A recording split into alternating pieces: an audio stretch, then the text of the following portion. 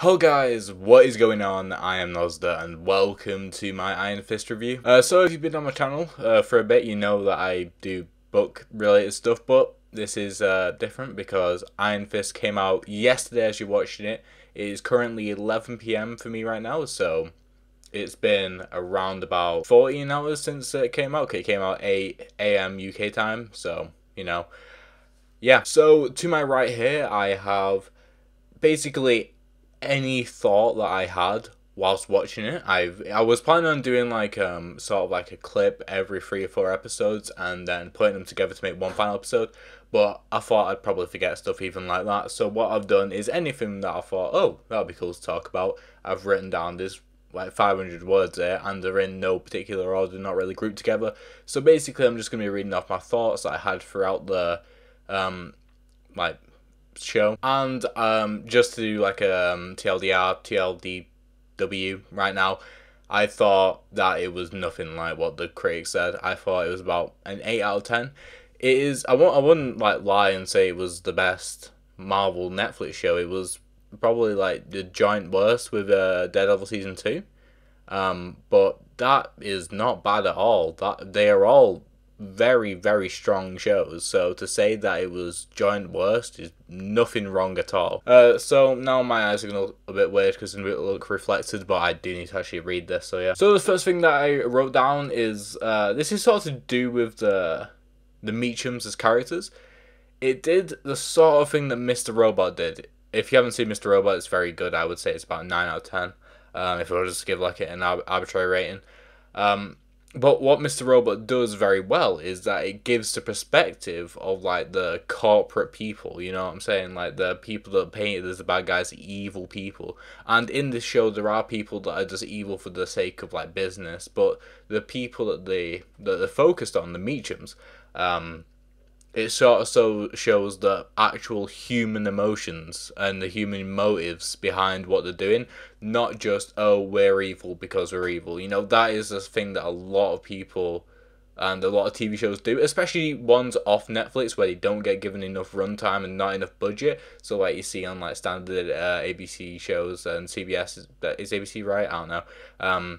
So like Agents of S.H.I.E.L.D., the DC shows, you see a lot of evil characters because they're evil, because they don't get enough runtime and they also don't have enough budget to do something really cool, or like get good actors, you know what I mean? Like you see terrible actors, and there's a tangent here, the main cast on Supergirl I think is really good, they're really gelled together, but some of the villains they have are so like seriously bad. I'm like, there are actually people that are good trying to be like make it in Hollywood, and you pick these people. Anyway, moving on. That is literally the first point. I'm trying to not make this like a 20-minute video. So this sort of relates kind of to what I said before about the human motives. It was actually a line from the show that made me write this down.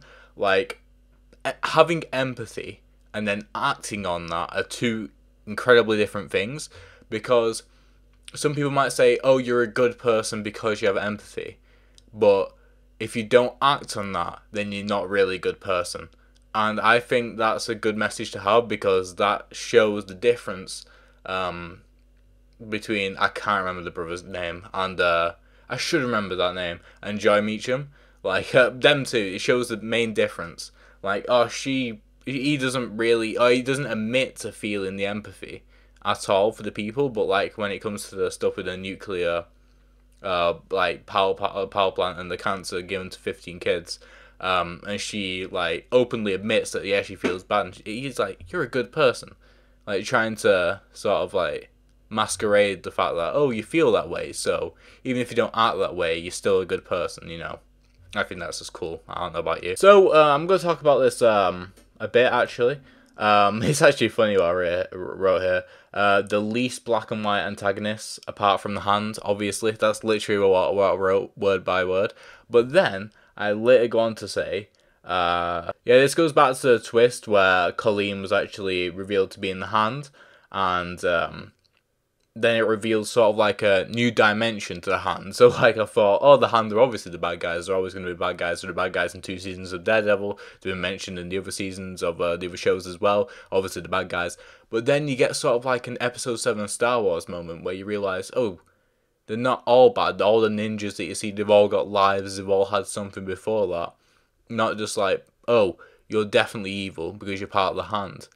They've been brought up, they've been given something good, they don't want to let go of it, and also sometimes they just don't know any better.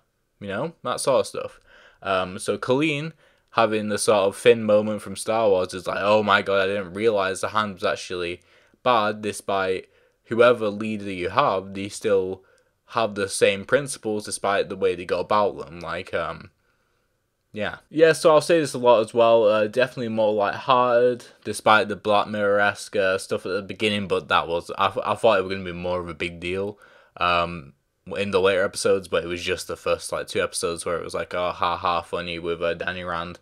It was kind of just a social commentary on the stuff with like material perceptions and stuff like that to do with Danny. Like, he's going, oh, why do people always talk about like how I dress and stuff like that? And then she's just like, it matters in New York. Well, it matters anywhere, really.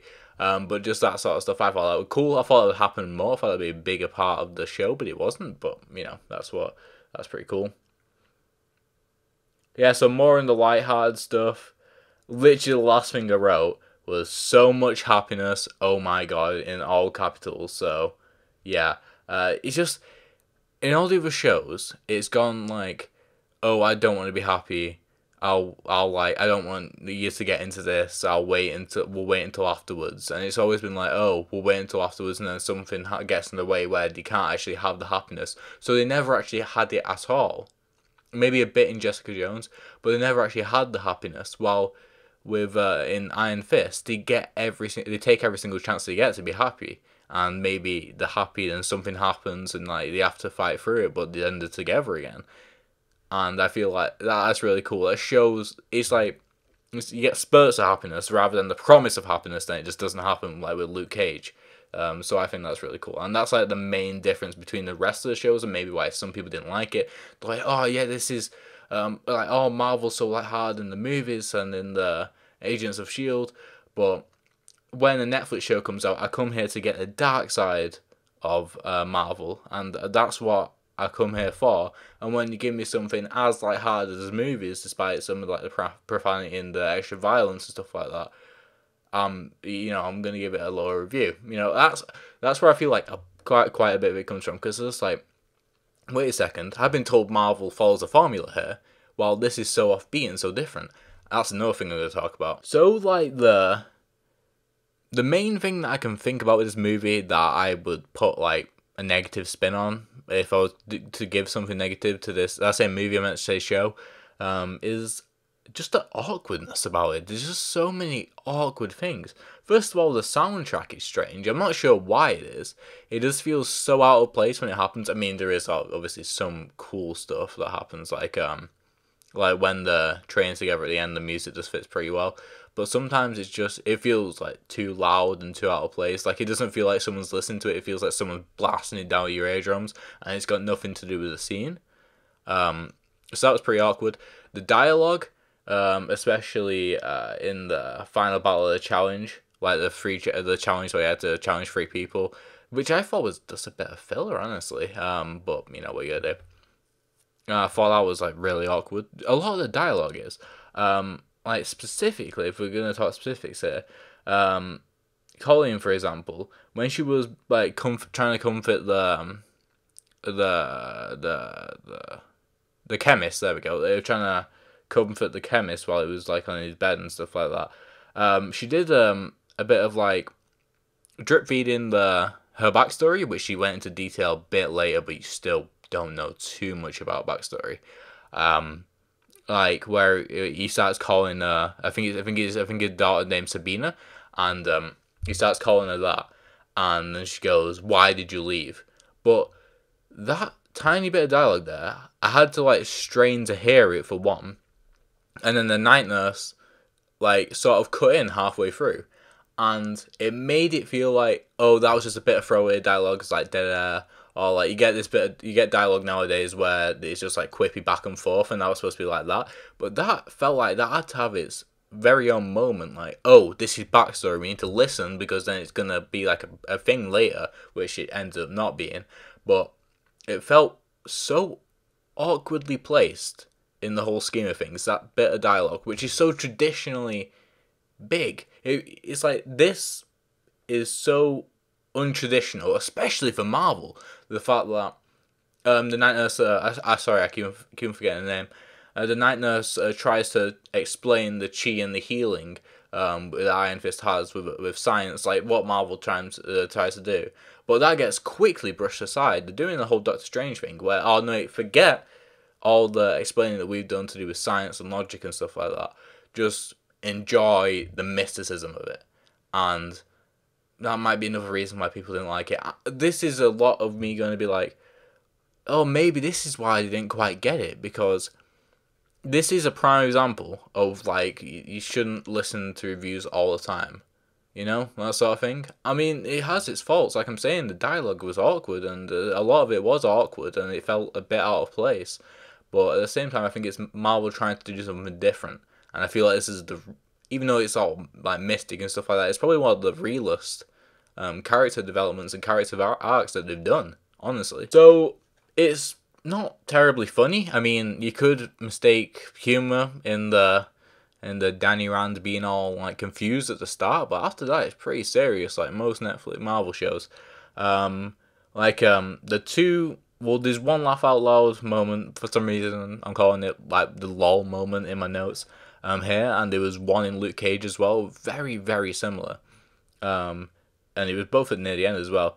I can't remember the names of name of the guy in Luke Cage, where he goes, "What are you talking about, Willis?" to the guy that's called Willis. Just a throwaway line that made me laugh. Like, I legitimately go, ha ha ha, you know, that sort of thing. And the same with this. Just passing by, it was a guy talking in the background. He goes, "Hey, I'm walking here." Like, that was not a New York accent, but, you know, that line, and that just made me laugh out loud as well.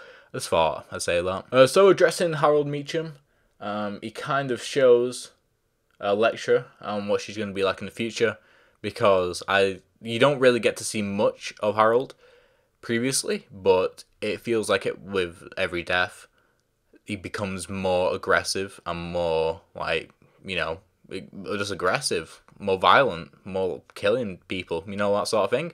Because, like, when, sorry, I can't remember his name, the son, walks in and sees him, like, killing people, like butchering their teeth, he's just acting like it's fine, when it's clearly not fine, like, on the face of the actor. And I feel like with every death, it's going to get increasingly violent, and maybe that's what Elektra is going to turn into. Maybe she'll forget Matthew Murdock and Daredevil. I know they're the same person, but yeah, forget them, forget the friendship, relationship, you know, that sort of thing. And yeah, I feel like that's going to be a big thing in Defenders. Elektra, hopefully Elektra is going to be one of the people in Defenders as well. But that might just be a Daredevil exclusive thing. Well, yeah, I don't know. Oh, another thing to point out with the Defenders thing, there is not an end credit scene for the Defenders. I thought there were. I guaranteed in my brain that there were going to be, but there wasn't. Sadness. During the middle of the show, they changed locations quite a lot between America, well, New York and China. Like, maybe like 4 or 5 times within the space of 10 minutes. It's very, very disorientating, because yeah, it just doesn't make sense all the time. I know Danny Rand's got a private jet, but it felt so confusing. I was just like, wait, what country am I actually in? Because throughout all the time that this took place, they were inside buildings. So if you didn't recognize the building, you didn't know what country it was in. It was that disorientating, which I thought they didn't really, like, explain coherently. Which, yeah. This is the only, like, specific sort of, like, short scene I'm gonna address here. It is the weird frame rate with Harold in episode 12. I'm pretty sure it isn't me, because I rewound it and did it again. But yeah, it had like a weird frame rate effect. I haven't seen that done before, but it genuinely felt like my computer was chugging on this Netflix show, which didn't make any sense to me. And I was like, wait, I had to triple check whether that was an effect or not. I don't know. I'm not saying it's bad, it was just really weird, and I just wanted to point that out. The split screen that they did twice in two different scenes. They did it earlier on and did it in episode 12 as well, I think. Were pretty cool. It was just like a nice touch for the comics, you know, that sort of thing, where you got to see like panels and stuff like that. So that was cool. It was a bit out of place because they only did it twice and not in I mean, it probably would have got tiresome if they did it in every scene, but maybe just one or none, honestly, because it did feel a bit out of place, and it kind of felt a bit tacky, honestly. But I thought it would have been a cool shout to the comics if they did it once, but, you know, that's just nitpicking at that point. Moving on to the final fight, it was as meh as the Luke Cage one. The Luke Cage one was just a bit silly because of the suit, but, like, it was just as meh. Like, it didn't really feel like anything. The two best final fights was Daredevil Season 1 and Jessica Jones. The Jessica Jones one was by far the best I've ever seen, almost ever. I can't think of a better fight between one person and another. And it was just so tense and so amazing. It genuinely, if you could like think of a better one, maybe you think the Wilson Fisk one's better, but just the mechanics used in the Jessica Jones one was like just purely amazing. Like, the way they scripted that and the way they shot that, it was just so suspense filled. But like, talking about this and Luke Cage, it just felt like, oh, they need to do this. It was like, not like the characters need to do this, but the showrunners need to round it off with like a final fight, you know? But yeah, that's just, yeah. And this was the only ending where I thought, oh, they're definitely gonna do a sequel. Like, it was the most sequel ending, like, oh, like, more stuff's gonna happen here, whilst everything else like got tied up in a neat bow. Like, oh, this is where the character's going, but the Iron Fist was more obscure. Like, he was just like, oh, it's my fault, and then you're like, oh, now what? You know what I mean? Like, there's like it feels a lot open ended. It feels like there could have been another episode, whilst the rest feel like, oh, there's gonna be another season, but like, this shouldn't have. Yeah, you know what I mean? Sort of. I don't know. I'm sort of rambling on about now. On now. I mean, I've been watching the same shit. I basically just watched a 13-hour movie, so maybe you can cut me a bit of slack. But yeah, I think that's gonna be it for now, guys. So thank you guys for watching. Hopefully enjoyed. I've been recording this for 20 minutes. Go try and cut it down to like maybe 13, 14 minutes. I don't know. And yeah, if you're new to my channel, basically what I do is I review books quite a lot, but Marvel stuff I will obviously make an exception because I love Marvel and DC. And let's just see you next one. Goodbye.